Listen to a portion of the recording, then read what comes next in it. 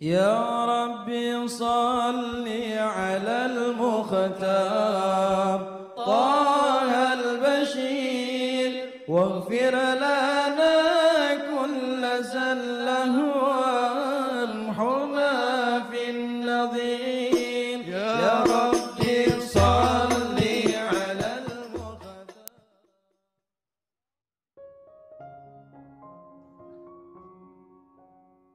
Bismillahirrahmanirrahim. Alhamdulillahirabbil alamin. Allahumma salli wa sallim ala sayyidina Muhammadin wa ala ali sayyidina Muhammad miftahi babi rahmatillah adada ma fi ilmillah salatan wa salaman daimaini bidawami mulkillah. Allahumma salli ala sayyidina Muhammadin salatan tunawiru biha qalbi wa taqdili biha hajati fid dunya wal akhirah wa ala alihi wa sahbihi wa sallim. Assalamualaikum warahmatullahi wabarakatuh. Sahabat online yang dirahmati Allah, alhamdulillah kita bisa berjumpa kembali. Mudah-mudahan kita senantiasa mendapatkan taufik dan hidayah dari Allah Subhanahu wa ta'ala. Pada pertemuan kita kali ini, mari kita ngaji bareng Habibana Novel bin Muhammad Al-Idrus tentang keutamaan istighfar. Kita akan belajar malam hari ini pemirsa dimanapun antum berada tentang masalah istighfar. Solusi tanpa henti. Ya, solusi tanpa henti. Jadi enggak akan berhenti solusinya orang yang dia itu rajin istighfar. Siapa yang rajin istighfar enggak mungkin kena judul kepepet, enggak ada. Dipepet selalu lolos. Diinjek selalu luput. Kenapa? Karena orangnya rajin istighfar. Ini kita akan bahas. Tapi sebelum dibahas saya mau nanya dulu, boleh ya? Biar kita enggak sepaneng gitu, nyantai saja. Ikhwani rahimakumullah, saya mau nanya ini. Tapi jawabannya jujur saja. Kalau kena masalah itu jenengan merasa nyantai atau agak gugupan? Nggak usah jauh-jauh. Enggak pakai helm, enggak bawa SIM, STNK mati, depan ada polisi. Gugup atau santai? Gugup toh ya. Lawang salah. Gugup ya. Waduh, momen gitu kan ya. Tilang nanti ini. Habis ditilang mikir, wah nanti sidang. Kemudian denda. Pengeluaran lah lagi. Padahal yang tadi menyebabkan ditilang siapa? Ya salah dewe. Tinggal pakai helm gampang kok ya digawe angel, kan begitu ya. Kenapa kalau ada masalah kok gugup, bingung, galau? Jawabannya sederhana, karena hatinya gak gondelan, gak pegangan, gak bergantung, gak nyambung sama yang maha menyelesaikan semua masalah. Betul. Hatinya gak nyambung, mungkin ya nyambung putus, banyak putusnya daripada nyambungnya. Buktinya baru ketemu momen saja udah redeknya luar biasa. Pertanyaan berikutnya, jenengan malam-malam naik mobil lewat tol, kemudian kehabisan bahan bakar, entah itu premium atau solar, di kilometer yang jauh dari rest area. Malam itu gelap gulita, di tolnya pas gak ada lampunya, jenengan piyambak sendiri. Nah terus tiba-tiba mesinnya berhenti karena bensin atau solarnya habis, mandek, peteng dedet. Nah dalam kondisi yang seperti itu hujan. Saya mau nanya, tenang atau rodok gemeter? Ini contoh-contoh simpel dalam kehidupan ya. Mas-mas atau bapak-bapak yang sudah punya istri. Ibu jangan tersinggung ya Bu. Kalau misalnya jenengan ini pulang ke rumah dari kerja, dari kantor, pulang ke rumah. Tiba-tiba handphone dibuka istri, ternyata ada WhatsApp nyasar ucapan I love you di dalamnya. Saya mau nanya, tenang atau gemeter? Enak tenang ki berarti bukan pelaku. Kenapa? Oh, belum punya istri. Yang ngomong tenang-tenang tadi kelihatannya masih bujang itu. Ayo jujur. Tenang atau gemeter? Lawang saya itu ngedepi nyata kok. Kisah nyata. Ada dulu ya, waktu musola ini belum ada. Masih awal Majelis Ar-Raudhah. Masih rumah lama di depan belum kita bongkar, belum kita robohkan. Masih awal. Ada orang minta jadwal pengajian sama saya datang ke sini. Dulu kalau ada jadwal pengajian itu saya tulis di buku besar tuh. Tulis di situ. Ini sudah rembukan. Mau nulis tanggal. Tiba-tiba pamit pulang. Habib, maaf Habib, nanti kita lanjut nanti saja. Saya harus pulang sekarang. Loh kenapa pulang sekarang? Emergensi nih. Darurat Habib, harus. Sama mukanya pucet, gugup gitu. Nah, kenapa? Barusan istri saya telepon, tak kira ada berita duka atau apa gitu ya. Ada apa Mas? Enggak Habib, masalah. Masalahnya apa? Handphone saya yang satu tertinggal di rumah. Dibuka istri saya, itu ada SMS dulu, belum WhatsApp ya, masih SMS sama BlackBerry Messenger itu ya. Ada SMS nyasar. Ini kalau jenengan perhatikan ceramah saya berapa tahun yang lalu, kisah ini pernah saya sampaikan. Ada SMS nyasar yang bunyinya, Mas saya tunggu di kamar nomor sekian. Kebetulan itu di tanggal itu Beb, saya lagi di luar kota. Jadi istri saya tadi marah-marah, siapa perempuan ini? Siapa perempuan ini? Gitu. Padahal itu SMS-nya nyasar. Saya mau nanya, kalau jenengan ngalami yang seperti itu mudah-mudahan tidak. Tenang nopo gugup? Gugup, the power of wanita. Wah, baru ngomong, siapa itu? Ndredeg, Masya Allah, luar biasa.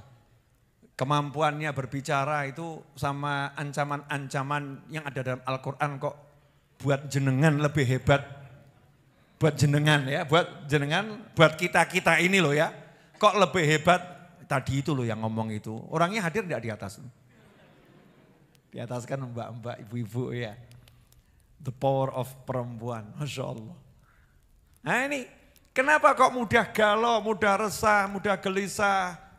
Baru kena goncangan dikit udah roboh. Bangunan-bangunan sekarang itu kan alhamdulillah kuat-kuat ya. Karena pondasinya kuat. Tapi kalau pondasinya tidak kuat, kena gempa dikit ambruk. Kena angin sedikit roboh.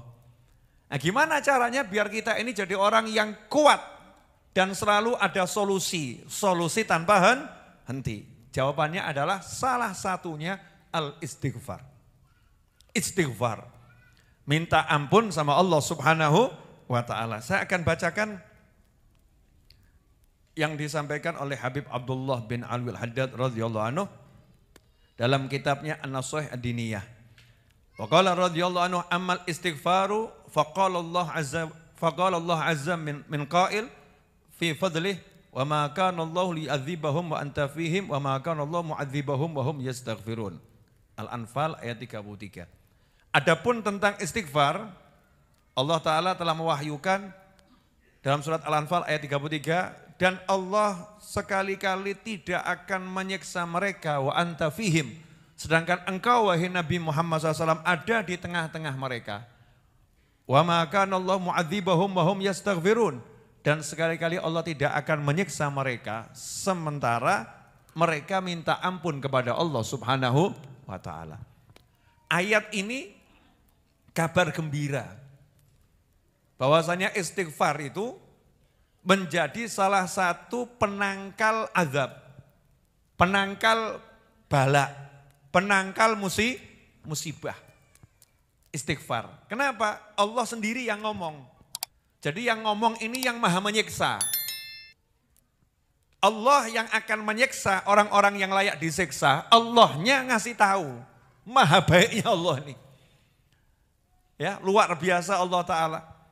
Terhadap orang-orang yang layak disiksa, ya, yang layak disiksa, Allah Ta'ala tidak akan menyiksa mereka semua. Siapa ini yang dibicarakan? Yang dibicarakan ayat ini turun membahas orang-orang kafir. Orang-orang yang gak iman sama Allah Ta'ala di kota Mekah. Ya, di kota Mekah. Gak bicara tentang muslimin wal muslimat ini ayat. Allah tidak akan mengazab orang-orang kafir itu sementara engkau wahai Nabi Muhammad SAW ada di tengah-tengah mereka. Ini yang pertama. Artinya apa? Keberadaan Nabi Muhammad SAW di tengah-tengah kaumnya menjadi penangkal azab dari Allah Ta'ala. Itu kalau enggak ada Nabi Muhammad SAW, Masya Allah itu. Azab akan turun yang luar biasa. Kemudian Allah tidak akan menyiksa mereka yang kafir itu di Mekah selama mereka yang muslim di situ masih istighfar. Karena ada muslimin yang istighfar, yang kafir enggak diturunkan azab oleh Allah Subhanahu wa Ta'ala. Berarti ini istighfar ini efeknya untuk pribadi atau untuk orang banyak? Untuk orang banyak. Bukan hanya untuk muslimin, bahkan yang belum memeluk agamanya Allah Subhanahu wa Ta'ala bisa mendapatkan dampak yang positif dari istighfarnya muslimin. Lantas bagaimana dengan istighfarnya muslimin untuk muslimin? Manfaatnya itu, kalau yang gak beriman saja Allah mencegah, tidak langsung menyiksa, ditunda penyiksaannya. Lantas bagaimana dengan orang yang beriman? Kalau yang beriman tidak disiksa, tapi justru diampuni. Ada tambahannya. Yang beriman diampuni, kemudian dikasih oleh Allah Subhanahu wa Ta'ala banyak kenikmatan. Di antaranya, ini saya nggak akan bacakan semua, tapi insya Allah cukup dari yang saya petik-petikkan ini, nukil-nukilkan, ringkaskan ini cukup untuk menyemangati kita biar rajin istighfar. Wa qala ta'ala fi ma hakahu an nabihi Nuh alaihi salam faqultu astaghfiru rabbakum innahu kana ghaffara yursilis samaa'a 'alaikum midrara wa yumditkum bi amwalin wa banin wa yaj'al lakum jannatin wa yaj'al lakum anhara. Surat Nuh ayat 10 sampai 12. Allah menceritakan bagaimana Nabi Nuh berkata kepada kaumnya, faqultu astaghfiru rabbakum. Nabi Nuh berkata kepada kaumnya, hendaklah kalian istighfar, minta ampun pada Tuhan kalian Allah Ta'ala, karena sesungguhnya Allah maha menyukai untuk memberikan ampunan kepada orang yang berulang kali berbuat dosa minta ampun, berbuat dosa minta ampun. Allah senang memberikan ampunan kepada mereka semua. Kalau itu dilakukan mau istighfar, maka masalah nomor satu, paceklik yang sekian lama akan dibereskan sama Allah Ta'ala. Yursilis samaa'a 'alaikum midrara. Allah akan kirimkan hujan lebat dari langit, kemudian Allah akan beri kalian harta yang banyak, anak keturunan yang banyak, dan Allah akan beri kalian kebun-kebun dan memberikan sungai-sungai yang mengalir di dalamnya.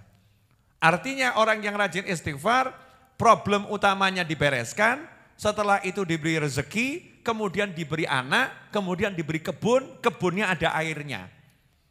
Ini kalau dijabarkan lagi, orang yang rajin istighfar, maka masalah terbesarnya dibereskan, kemudian dia tidak akan mengalami kesusahan yang menyebabkan dia mati. Gak ada air itu akan mati. Maka dihapuskan itu yang gak enak, dikirimkan hujan dari langit, setelah itu tidak dikasih anak dulu. Saya mau nanya ini, banyak anak gak punya duit, masalah atau gak masalah? Masalah. Detilnya Al-Quran nih, jadi Al-Quran gak bilang dan Allah memberi kalian anak keturunan yang banyak, enggak. Nanti dulu, pertama kali yang Allah kasih, dikasih duit yang banyak. Bukan cuman uang, amwal, jadi berbagai jenis. Duitnya ada, rumahnya ada. Ada loh orang punya rumah banyak tapi gak punya duit. Ada loh ya, orang punya duit banyak tapi gak bisa beli rumah. Ada loh. Orang punya mobil tapi nggak bisa beli bensin, ada enggak? Oh no, ya teko.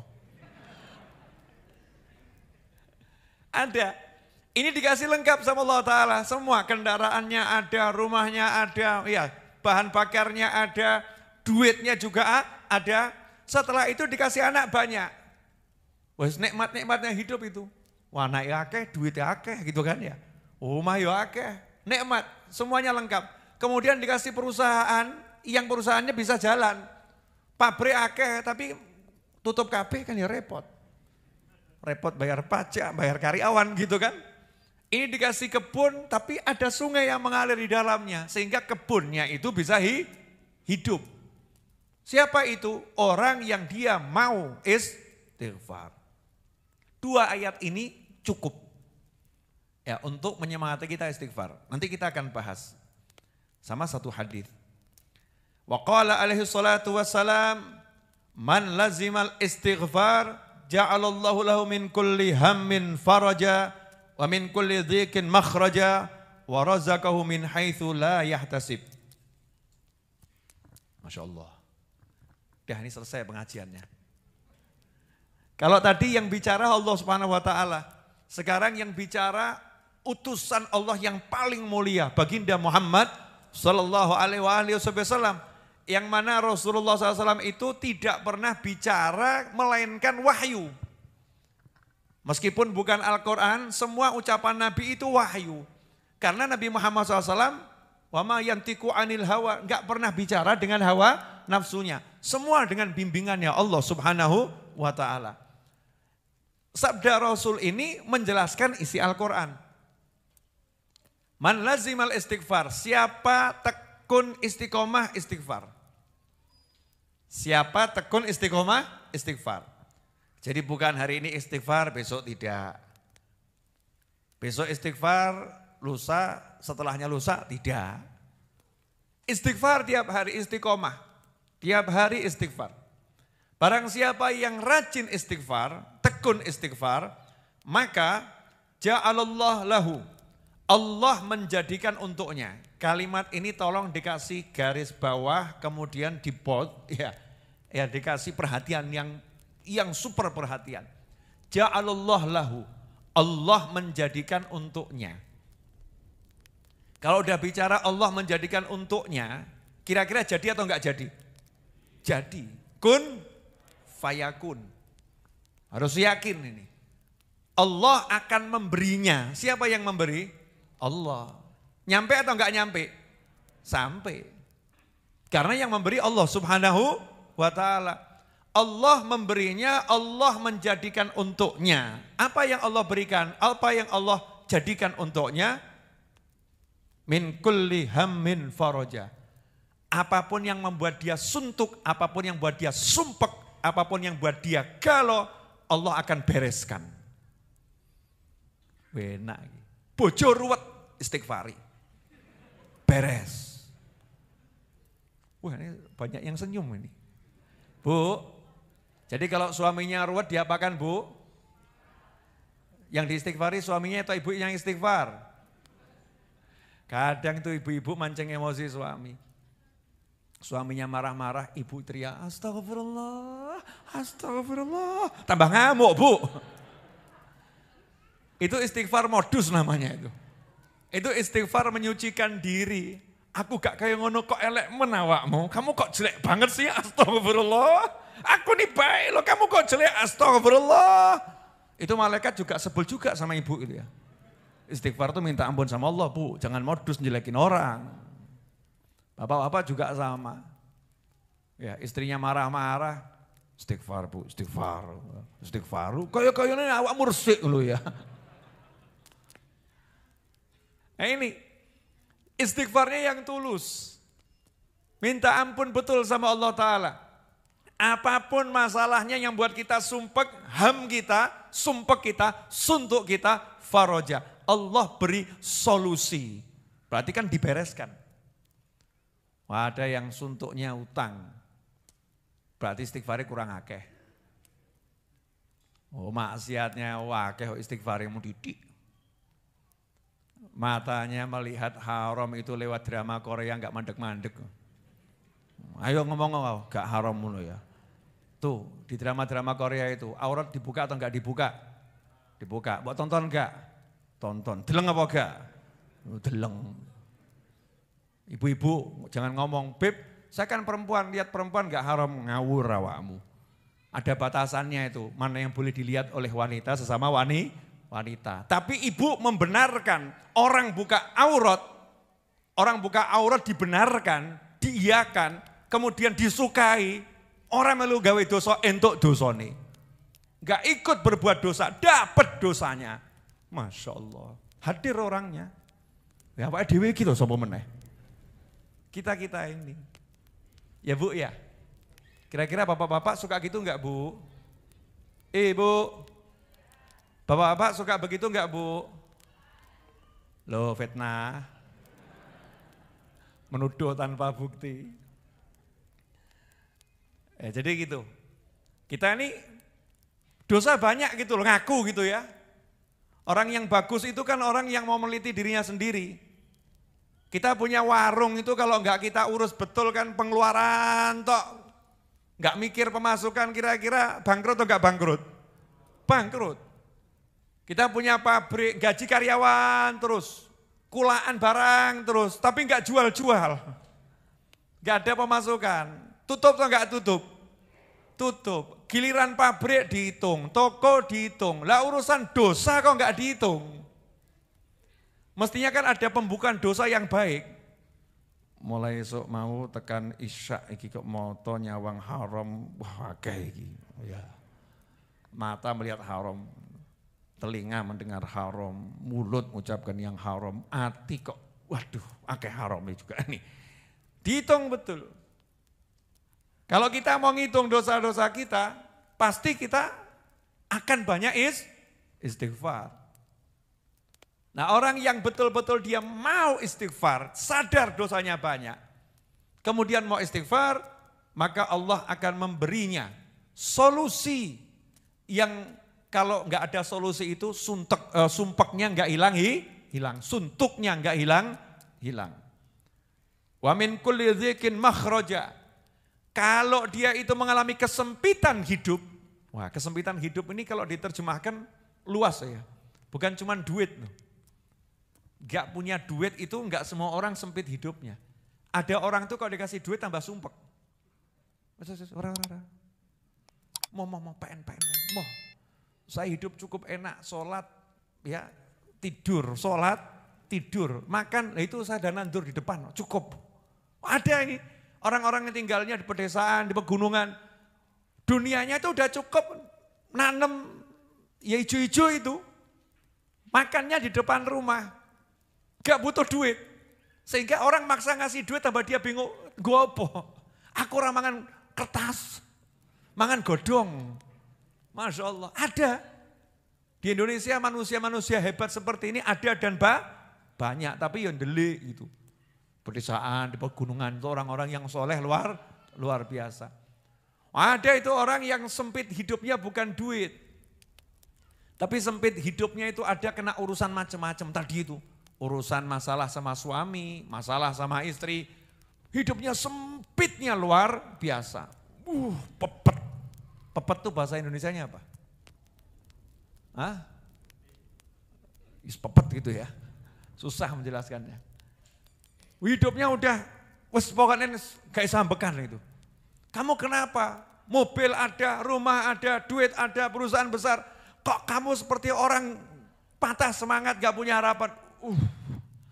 Anak saya, aduh, gak kuat saya ngadepi anak saya.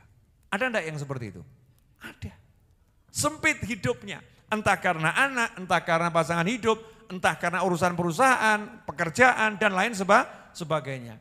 Janjinya Allah SWT lewat Nabi Muhammad SAW, siapa yang seperti itu mengalami kesempitan hidup, kalau dia itu rajin istighfar, gak sempat mengalami kesempitan hidup lama-lama. Kesempitan hidup baru mampir. Mampir. Anak kok mau ganyang. Pasangan hidup mau gak ganyang. Langsung makhroja. Diberi Allah Ta'ala solusi. Jalan keluar. Gak sempat dia mikir. Allah yang ngasih kok. Jadi kalau Allah yang ngasih itu kita sempat mikir gak? Gak sempat. Nyoh solusinya. Sehingga orang bingung, kamu kok nyantai? Udah ada solusinya. Dari mana? Dari Allah. Tenang betul hidupnya. Selalu tersolusikan. Selalu dapat jalan keluar. Kenapa bisa begitu? Karena orangnya rajin istighfar. Kemudian yang ketiga, warazaqahu min haitsu la yahtasib. Dan Allah akan selalu memberinya rezeki yang sifatnya surprise. Rezeki yang gak bisa dia perhitungkan dari mana datangnya. Rezekinya selalu kejutan dari Allah Subhanahu wa ta'ala. Min haitsu la yahtasib. Wes enak itu. Orang hidup itu kan butuhnya 3 itu ya. Kalau sumpek cepat hilang. Kalau pepet sempit hidupnya dapat solusi. Gak sempat mikir duit, didatangi duit. Enak atau enggak enak? Oh enak. Nah, caranya mudah atau susah? Mudah. Nah kita carinya yang susah-susah. Pergi ke sana, mau ngilangkan sumpek saja naik ke atas gunung. Jadi itu salah sasaran ya. Ngapain kamu daki gunung ngilang no sumpek?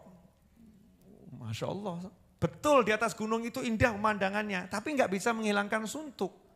Yang bisa menghilangkan suntuk hanya Allah Subhanahu wa ta'ala. Tekan dhuwur tambah sumpek. Kelingan. Waduh kapan rabi aku yon. Tambah sumpek. Tambah sumpek. Wah ada yang teringat sama yang gak boleh diingat. Tambah sumpek. Sudah itu terjemahannya apa silahkan dipikir sendiri. Tambah sumpek. Mau ngilangkan sumpek pergi keliling dunia. Terbang naik pesawat ke sana ke sini. Cuman mau ngilangkan sumpek. Masya Allah kok ruwet menurip. Mau ngilangkan sumpek kok susahnya luar biasa. Padahal yang bisa menghilangkan suntuk hanya Allah Subhanahu wa ta'ala. Dan Allah sudah ngasih tahu, gampang. Maha pemurahnya Allah, kabeh dikandani loh ya. Itu kalau kita kan enggak ya. Ibu-ibu itu loh, ibu-ibu. Ibu. Pemirsa di rumah, mohon maaf saya sedikit menyindir ibu-ibu. Ya bapak-bapak juga dalam kasus yang berbeda tapi mirip. Ibu punya resep roti. Enak. Berbagi resep sama orang lain 100%. Ceritakan semuanya. Apakah semua orang mau? Wah rahasia perusahaan. Wah nanti kalau ditiru dia kan aku kalah lagi sama dia. Oh nanti dia sama hebatnya sama aku. Ini disimpan nih resep ini. Jangan sampai orang lain tahu. Ada enggak yang model begitu? Ada enggak? Jenengan cari duit, produksi barang, laku keras. Judulnya apa? Hak paten. Betul? Kalau ada yang niru, kasuskan, betul kan ya? Kenapa?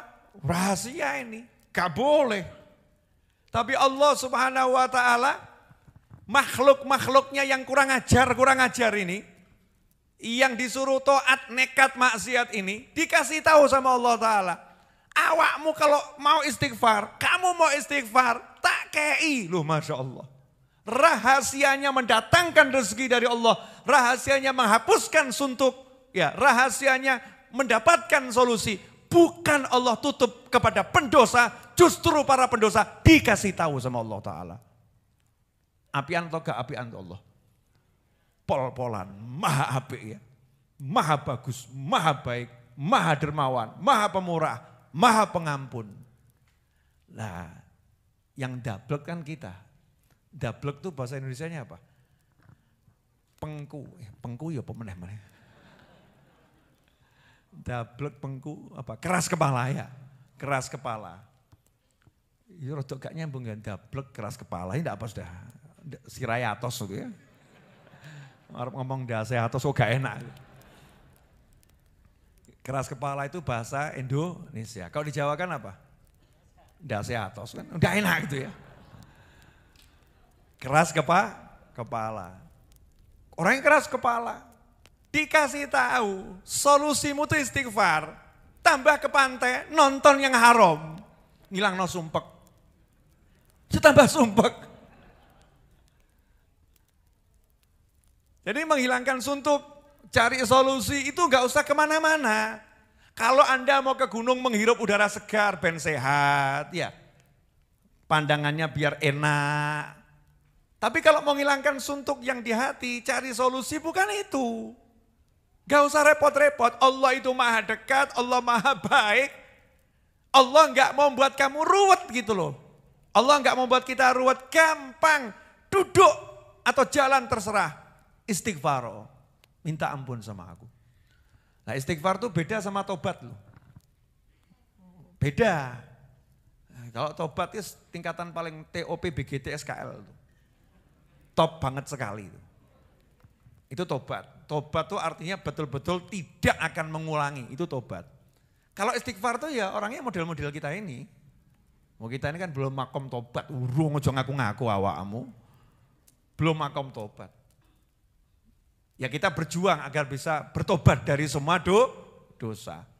Tapi kalau kita ini kan masih seringkali melakukan dosa sadar. Betul atau betul? Dosa dibahas ya nggak enak, pelaku semua kok. Melakukan dosa sadar. Maka paling sedikit kita-kita yang melakukan dosa sadar ini ya minta maaf gitu loh. Maaf ya Allah, ampuni ya Allah, masih berani ya Allah, masih jelek saya ya Allah. Tolong ya Allah, ampuni. Biar saya bisa berhenti, enggak begini terus ya Allah, ampuni saya. Jadi istighfar itu upaya biar bisa tobat, tolabul maghfirah, doa. Istighfar itu doa, ya Allah tolong ampuni saya. Dan tidak sia-sia. Allah janjikan akan diampuni. Allah janjikan akan diberi. Allah janjikan akan diberi solusi, kan enak.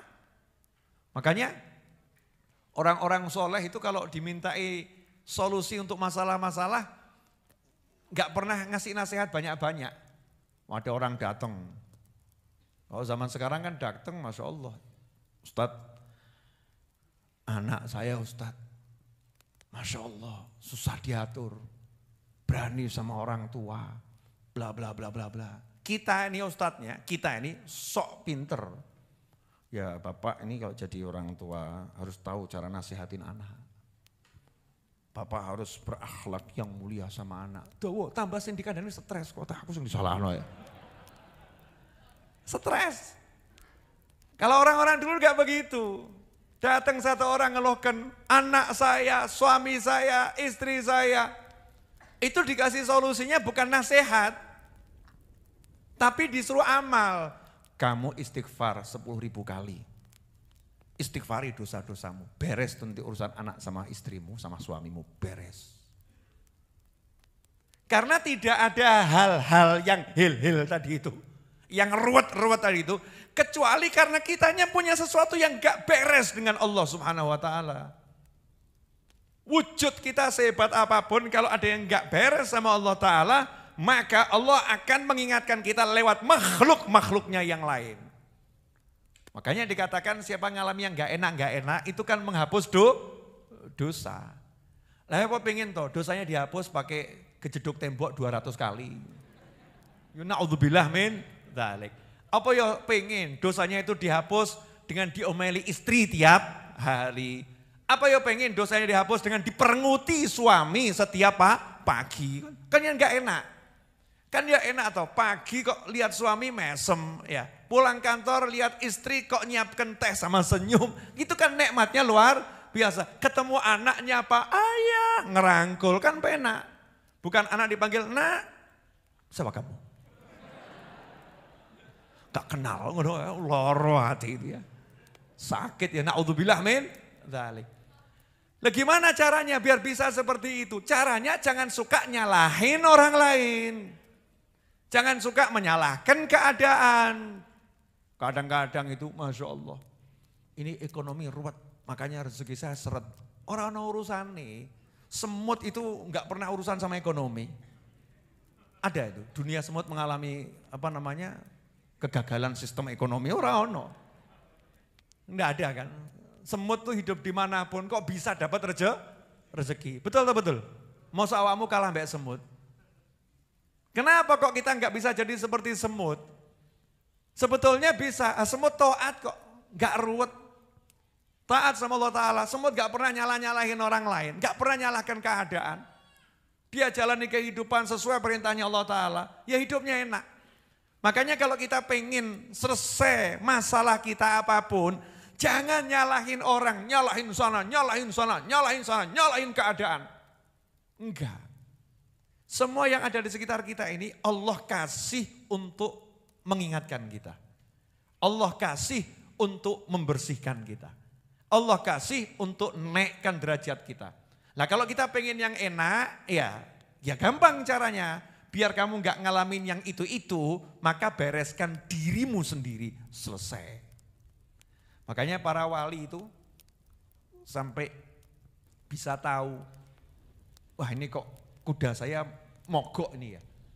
Kudanya mogok, bukan cuma mobil, kuda mogok. Ada loh kuda itu apa, nggak mau jalan tuh loh. Ngambek-ngambek ya, kuda ngambek ya. Istilahnya apa itu? Saya nggak punya kuda soalnya. Ya kudanya ngambek, disuruh jalan, nggak mau jalan itu kan. Terus kalau jalan sama loncat-loncat, bedal-bedal, perangainya nggak jinak tiba-tiba. Itu para wali ngomong, saya tahu ini sebabnya karena apa? Karena tadi ada zikir saya yang belum saya baca, lupa belum kebaca. Jadi nggak nyalakan kudanya, kuda kamu kurang ajar, kok ngambek kamu ya?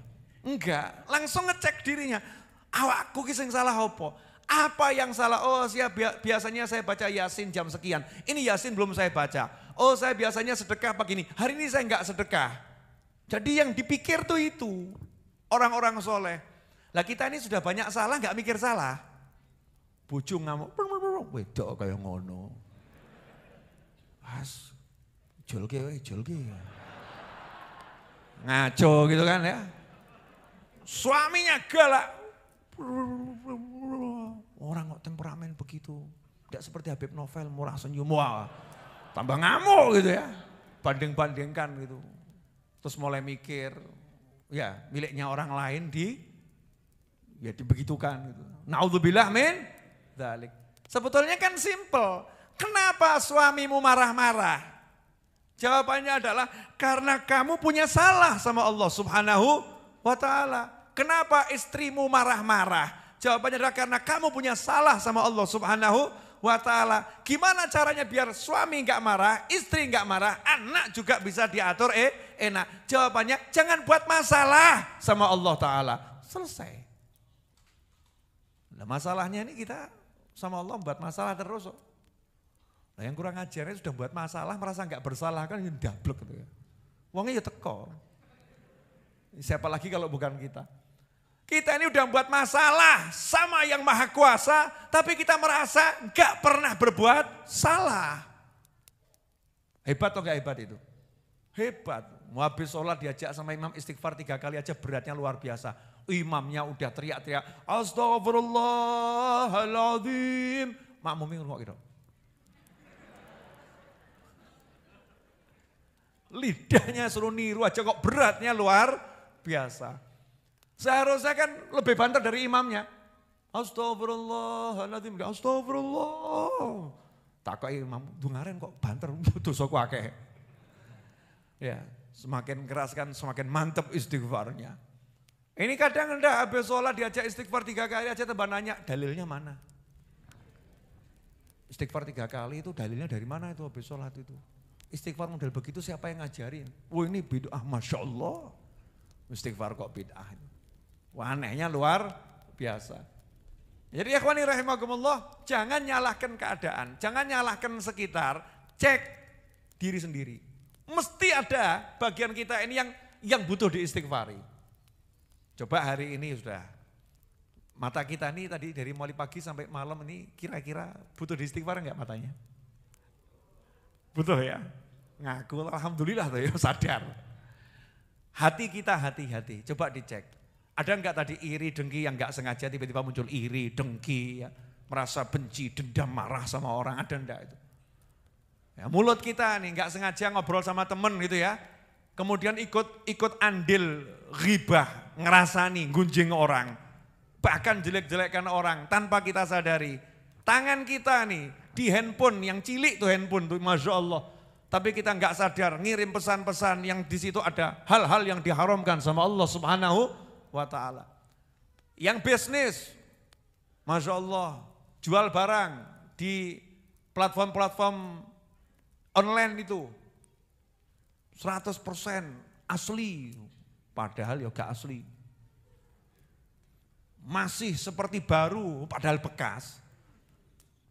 Ya masih seperti baru, itu definisinya gimana masih seperti baru itu? Susah atau ya? Nah ini kadang kayak sumpah urung tahu nabrak, tapi ditabrak. Sumpah niatnya ini sumpahnya bohongin orang. Sumpah ini mobil ini belum pernah nabrak, betul tapi ditabrak. Kurang ajar atau enggak kurang ajar itu? Dustain orang gitu. Ini perlu diistighfari.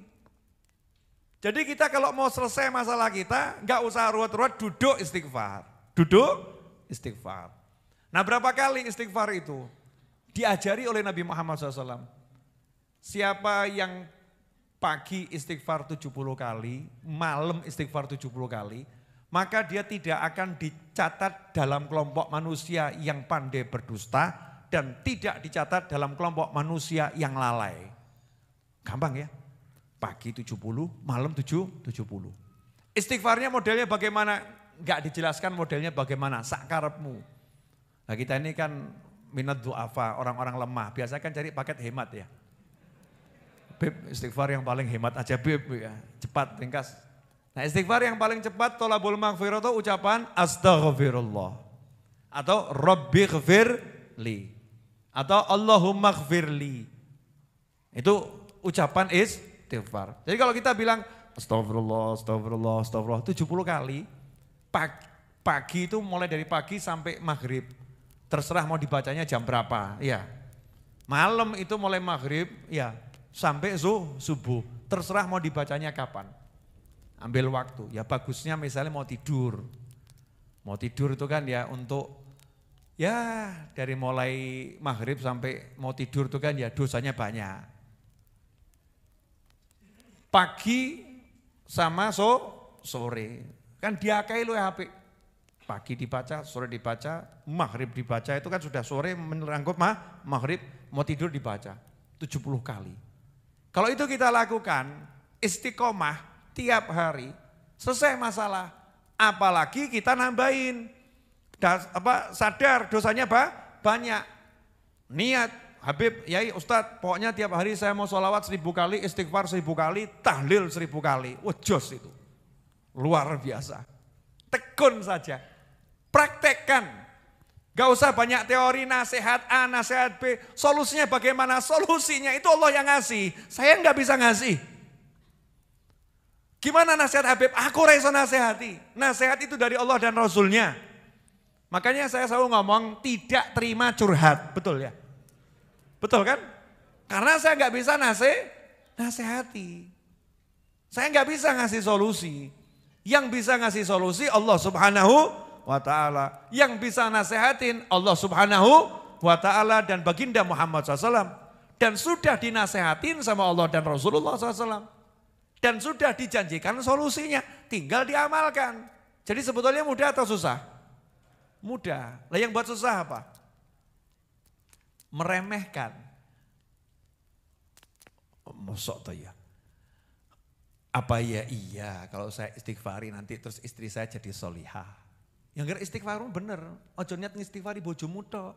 Allahumma ghfirlah. Allahumma kayak mayit wae. Allahumma ghfirlah. Allahumma kayak mayit gitu kan ya. Yang istri juga gitu, Allahumma ghfirlahu ya. Itu kan kalau doa mayit, Allahumma ghfirlahu warhamhu wa'afihi wa'fu anhu. Doakan mayit itu. Nah ini tuh istighfarnya kadang modus. Ngistighfarkan istri tapi niatnya ngelek-ngelek. Bojoku elek, Allahumma ghfirlah, elek ya Allah. Dosane akeh, Allahumma ghfirlah. Hatinya ada sombong. Masa istighfar sambil sombong? Ini kan ya keterlaluan. Ini kan modusnya kurang ajar ini. Menyelinap, menyusup dalam istighfar kesombongan. Ngeri. Allahumma gfir lahum. Tapi niatnya sombong nih. Wah, aku resik dari welek. Aku bersih, mereka pendosa. Aku ahli jannah, mereka ahlun nar. Sopo awakmu? Bukan begitu istighfar. Istighfar itu betul-betul tolabul maghfirah. Mintakan ampun beneran. Dengan hati yang sama-sama aku yo elek, aku yo dosa, ya Allah ampuni kami, ya Allah ampuni dia, ya Allah ampuni saya. Pengen semuanya selamat, gak ada kesombongan, gak ada merendahkan orang. Itu baru namanya istighfar. Saking pentingnya istighfar tuh sampai khotib Jumat kalau gak istighfar sah gak sholat Jumat kita? Gak sah. Khutbah kedua itu kan wajib Allah astagfirullah buat siapa? Mukminin wal mukminat. Memintakan ampun untuk mukminin wal mukminat. Kalau enggak mintakan Allahumma ighfir lil mu'minina wal mu'minat, enggak dibaca di khutbah kedua itu. Khutbahnya sehebat apapun, sak masjid 1 juta jamaah nangis kabeh. Khutbah kedua enggak istighfar lil mu'minin wal mu'minat. Salat Jumatnya enggak sah karena khutbahnya tidak sah. Saking pentingnya nih mengistighfarkan mukminin wal mukminat. Nah, makanya yuk malam ini kita praktek. Mau atau enggak mau? Ya, praktek 70 kali istighfar paket hemat. Bukan yang astagfirullahaladzim, la ilaha illa huwa wa atubu ilaih, ketahuan. Protes bib, capek bib. Ya, yang ringkas saja. Astagfirullah, astagfirullah, tapi dihayati. Ya Allah ampuni aku, ya Allah ampuni aku. Kita baca bareng-bareng 70 kali. Pemirsa yang di rumah, baca bareng-bareng 70 kali. Praktekkan itu tiap hari. Malam, siang, malam, siang, malam. Terserah milih waktunya kapan. Tapi istiqomah. Nanti lihatlah. Hidup itu jadi mudah semua. Istri marah-marah, tiba-tiba sadar sendiri. Yang maaf yo, yang yo, mau aku nesu-nesu yang yo. Dimaafi yang aneh. Dineng notok lulut dewi. Sembuh sendiri. Suami perengut. Istrinya istiqomah saja gitu. Tiba-tiba suaminya sama Allah disentek hati ini. Kamu tuh gak kesian sama istrimu. Masak nong gawe teh mbok perenguti wae. Lah kayak tuku teh ning tangga mesemu nganti ngombe mesem, balekno gelas yo mesem. Mbek bojo gak tau mesem. Lanang model apa? Wah, langsung yang maaf ya yang ya. Masya Allah. Modalnya ternyata astagfirullah. Bukan gak ngalamin dimarahin pasangan hidup, akan mengalami tapi tersolusikan gitu loh, paham ya? Bukan gak ngalami ada masalah tapi tersolusikan. Bukan gak ngalami yang namanya gak punya duit, dia gak punya duit tapi tersolusikan, kan enak toh ya? Dompet kosong, tiba-tiba saldo naik 10 juta, enak gak? Enak. Tersolusikan gak itu?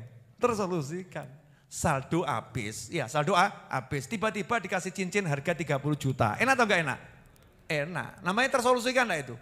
Tersolusikan, gak punya duit, ya pengen beli martabak, tiba-tiba dikirimi martabak, enak atau gak enak? Enak, tersolusikan gak itu? Tersolusikan. Caranya apa? Jangan ngurusin orang lain, urusin diri kita sama Allah, diri kita sama Allah, diri kita sama Allah, terus begitu. Kalau toh kita nasihatin orang itu bukan kita jelekin orang, enggak. Niatnya betul-betul untuk apa? Bawa kebaikan untuk kita pengen pahala dan agar orang yang kita nasihati bisa dapat manfaat. Saya ceramah gini terus pengen dadi wong sing ketok apik ngono. Waduh, cetha eleke kok. Ya. Ngapain mau tampak bagus di hadapan manusia kalau nyatanya jelek di hadapan Allah Subhanahu wa taala. Capek kamu menghias dirimu model apapun. Allah lihat kamu gitu loh. Bisa kita sembunyi dari Allah? Gak bisa, mau pakai topeng model apapun, wajah model apapun, tetap ketokan. Wong kamu bukan berhadapan dengan manusia kok. Ngadep siapa? Ngadep Gusti Allah. Jadi ya, yuk gimana caranya hidup saya semakin enak, hidup jenengan semakin enak. Makanya selalu saya ngomong toh, jangan kamu kira saya ini ikhlas. Enggak. Saya ini melakukan semua ini untuk kesenangan pribadi saya. Iya toh, aku pengen seneng dunia, seneng akhirat. Kalau jenengan ngamalkan kan saya seneng akhirat, betul kan ya? Jadi in ahsantum li anfusikum. Kalau berbuat baik ya untuk diri kalian sendiri. Allah ngomong begitu. Makanya saya nyantai-nyantai saja, seneng-seneng saja.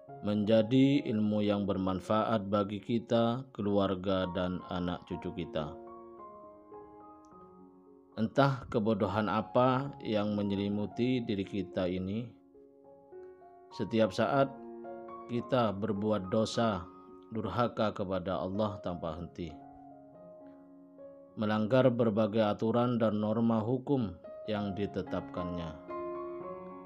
Tetapi kata-kata maaf walau sekedar di lisan pun jarang atau tidak pernah kita ucapkan. Seakan surga ini milik kita dan kita dapat memasukinya kapanpun kita mau.